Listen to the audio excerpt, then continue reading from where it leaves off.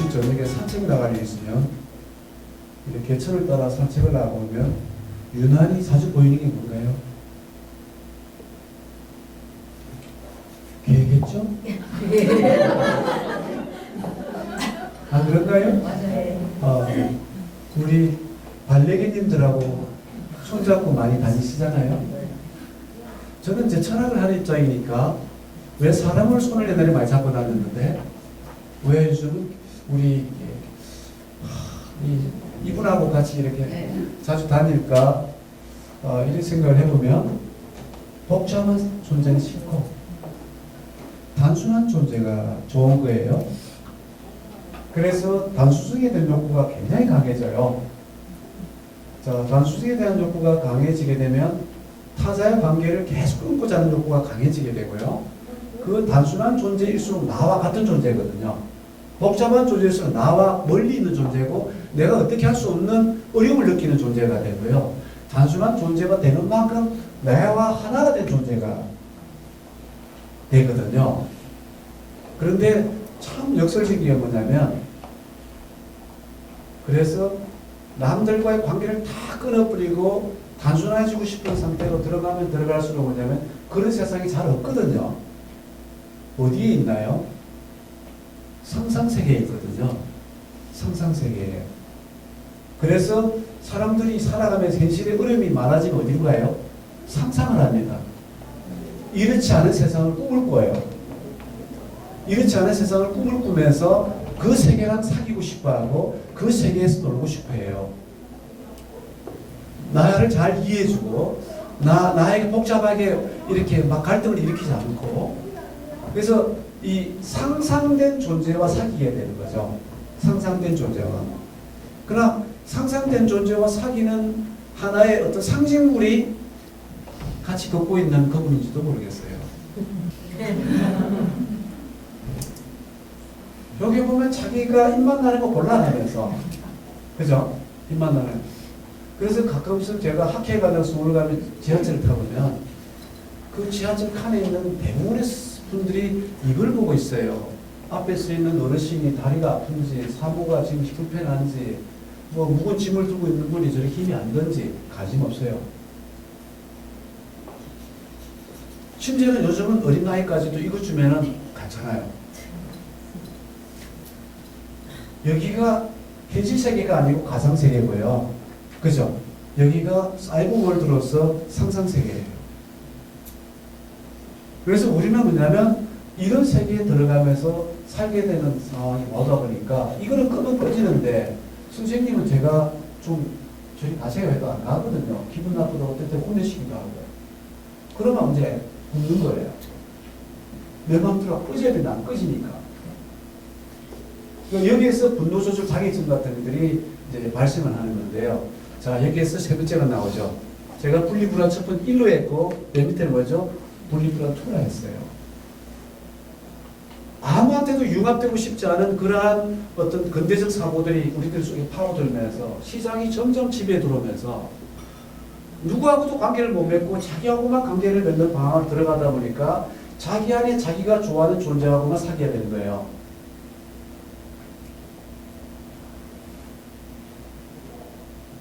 이게 심하면 망상증이에요. 그렇죠? 우리는 아마도 현대사회를 살면서 이런 상황에 약간씩은 다 가까이 와 있지 않나 이런 생각이 들게 됩니다. 히스테리아라는 단어가 라틴어인데요. 저 단어의 뜻이 자궁입니다. 우리 히스테리 증세 말하죠. 저기서 온 단어예요. 우리가 아이가 정전 안전화 결합해서 어머님 자궁 안에 착상했을 때 그 아이의 상태를 한번 조금만 생각해 보십시다. 아이는 참으로 행복한 순간이에요. 왜요? 자궁벽이 바깥의 공격으로도 다 보호를 해주고 있어요. 그리고 그 아이는 노동하지 않아도 먹을 게 생기는 탯줄이 있습니다. 그야말로 에덴 동산이죠. 낙원이에요. 근데도 참 아쉽게도 10개월 뒤에 탯줄이 끊어지고 그런 낯선 세상으로 나와야 됩니다. 무너진 벽이 앞에서 다가오는 낯선 존재들, 그 엄청난 어떤 얘죠 힘든. 아마 의사 선생님들을 뭐 너무나 전문가시니까 아이를 갓 태어나면은 아마 산모한테 이 아이를 많이 감아주라고 주변을 감아주라는 것은 사실 저 개념으로 들어가면은 히스테리아 회복입니다. 너무 힘들어하고 불안해하는 부분들이 있기 때문에 그래서 사실 엄마가 젖을 주고 엄마가 품에 안아주면 잠이 드는 것도 그 아이로서는 젖을 먹으면 탯줄 회복을 상상하고 있고 품에 안기면서 자궁 안에 들어왔다는 상상을 하는 거죠. 아마 인간은 태어나 죽을 때까지 자궁을 회복하려고 몸부림치고 있을지 모르겠습니다.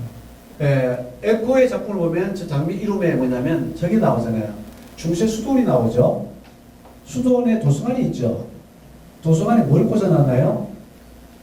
아리스토텔레스라는 철학자의 포에티카라고 하는 시각이라는 책을 꽂아놔요. 근데 그 책을 보면은 죽게 돼 있어요. 왜 도서관에 그 책을 보면 죽게 만들어놨을까?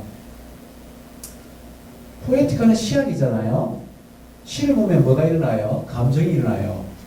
감정이 일어나면 뭐가 일어나요? 욕망이 일어나요. 욕망이 일어나면 타락할 수 있다는 거예요. 믿습니까? 네. 감정이랑 욕망이라면 상대에게 덤빌 수도 있고요. 공격적이 될 수도 있어요. 내 욕망을 철저하게 통제하고, 그러니까 순종하고, 복종하는. 이제 그러한 어떤 삶 자체 안에 나중에 수도원을 마당을 파면 뭐가 나와요? 사생활. 그러니까 과도한 어떠한 이 억압 체계는 오히려 부작용을 낸다라는 분리불안이 너무 심하게 만들어버리면 부작용이 나타난다는 이런 의미에서 프로이트에서 보면은 슈퍼에고의 양심적 자아가 이드인 본능적 자아를 너무 눌러버리면 자아가 밸런스가 깨져가지고 어떻게 해요? 파괴력이 일어난다라는 거죠. 에디푸스 콤플렉스 나오는 것처럼 그죠? 네, 결국 아버지 살해 사건이 발생하는 일이 일어난다는 거죠. 그래서 한 가정에서나 사회에서나 너무 아버지가 모랄하거나 어머니가 모랄하거나 선생님이 너무 모랄하거나 어떤 조직의 리더가 너무 모랄하면은 거기에는 이런 일이 발생할 수가 있다는 이야기죠. 그러니까 이게 이제 어쩌면은 다른 패러다임으로 넘어오는 건데 지금 이제 이 부분을 조금 고민을 나눠볼까 그래요. 인간은 누구나 노동을 해야 먹고 살잖아요. 노동은 어떤 면에서 먹을 걸 주는 금전이 줄 수도 있지만 그걸 얻기 위해서 나한테 노동은 뭘 안겨줘요? 고통을 주죠. 하루 스님들 6시간, 8시간 근무 안 하시고 한 3시간만 근무 집에 갔으면 좋겠다. 그런 마음 들 때가 많잖아요. 그러니까 노동이 고통을 안겨주기 때문에 이걸 벗어나기 위해서 인간은 어떻게 해요? 처음에는 인간은 머리가 발전하지 않아서 몸노동했죠. 몸노동이 힘들면 뭘 해야 돼요? 몸을 대신해줄 존재를 찾잖아요. 기계를. 그렇겠죠. 자, 그러면 자본가 입장에서는 몸노동하면서 지치는 인간을 쓰겠습니까? 지치지 않는 기계를 쓰겠습니까? 기계를 쓰겠죠.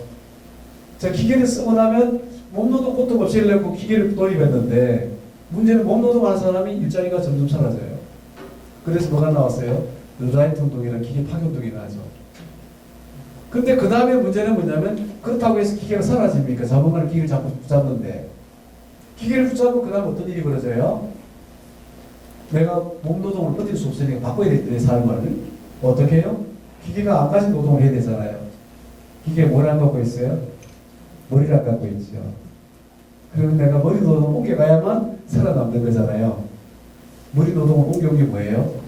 지식정보화 사회죠. 그죠?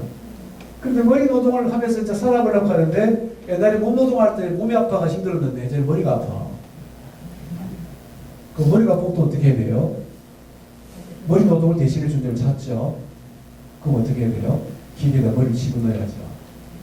그게 AI죠? 인공지능. 그러면 머리에다 지능을 집어넣으니까 어떻게 돼요? 머리 노동도 웬만큼 해가지고 버틸 수 없는 상황이 와버렸어요. 그렇죠? 그래서 이제는 그 의대한 빅데이터를 내장하고 연결되어 있는 AI의 두뇌를 인간 두뇌가 이길 수 없는 이 지금 엄청난 어려운 상태에 와 있는 게 현대사회적 상황이라고 본다면, 제가 오늘 이걸 본격적으로 다루려고 하는 로봇 인간 이걸 따로 다루는데요. 이걸 다룰 게 아니라 요게 요것 때문입니다. 지금 로봇 발전 과정이 지성 로봇에서 감성 로봇으로 이동하고 있습니다.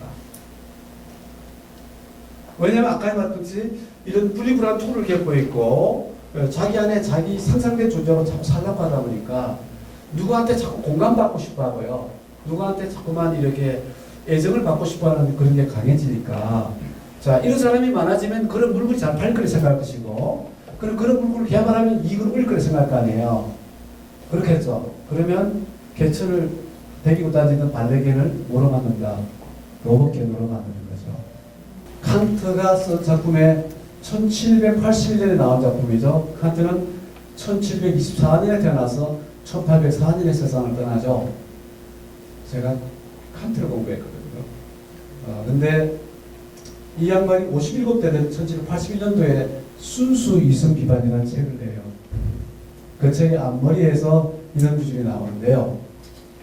하늘을 나는 공기가, 그 공기 속을 날고 있는 비둘기가 먹을 걸 찾아서 아니면 머물 곳을 찾아서 나는데, 날아도 쉽게 먹을 게 안 보이고 앉을 게 안 보여가지고 날개가 너무 힘이 든 거예요.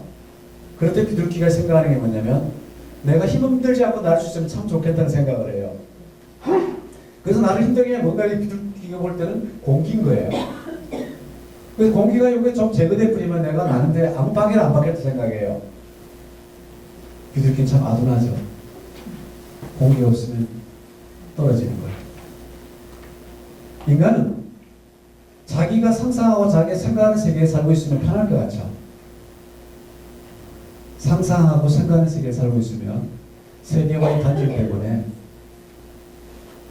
죽어요. 망상증이 걸려서. 그래서 결국은 뭐냐면 생각을 아프게 하는 게 뭐예요? 감각이죠. 왜요? 내가 생각하지 못한 세계를 자꾸만 갖다 주기 때문에. 그래서 웬만하면 감각되는 세계를 무시하고 생각대로 살고 싶어. 그러나 생각대로 살면 세상과의 단절이에요. 감각은 내 생각을 아프게 하지만 감각이 없으면 내 생각은 굳어버리고 비어버린다. 나이가 들수록 생각이 굳어버리고 비어버리는 이유는 감각이 무뎌져 가기 때문이겠죠.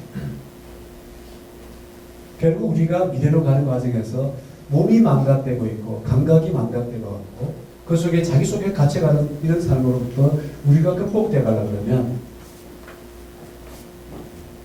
다시 몸으로 돌아와야 돼요. 다시 감각을 만나야 돼요. 그래서 손 좀 잡고 더 높이 보여드리고 그런 사람들이 우리 속에 있을 때 직장에도 가고 싶고 집에도 가고 싶고 그 사람도 그립고 그런 세상이 되지 않을까라는 이야기를 제가 조금 하면서 현대사회의 나르시즘의 비리를 겪고 가면 이게 아닐까.